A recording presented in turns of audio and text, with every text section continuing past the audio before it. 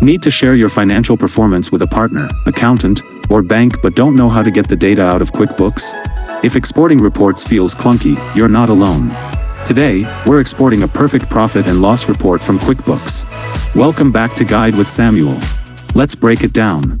The profit and loss, or income statement, is your go-to report for understanding profitability, and exporting it is a straightforward process. Step 1. Run the report. Navigate to the Reports center. Find and run the Profit and Loss Standard Report. Customize the date range to the period you need, last month, this quarter, or year to date. Step 2. Export with one click.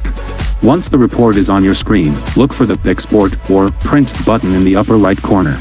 You'll typically have options to export to PDF for easy sharing, or Excel for further analysis.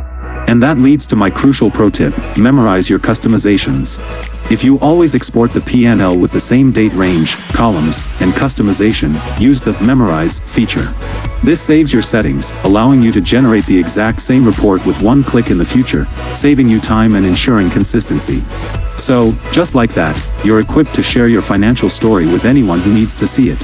Easy access to reports goes a long way in making informed business decisions. Now I'm curious, how often do you review your P&L report? Weekly, monthly, or only at tax time? Let me know your thoughts down in the comments, and subscribe for more clear-cut guides like this one. Thanks for watching. I'm Samuel, and I'll see you in the next video.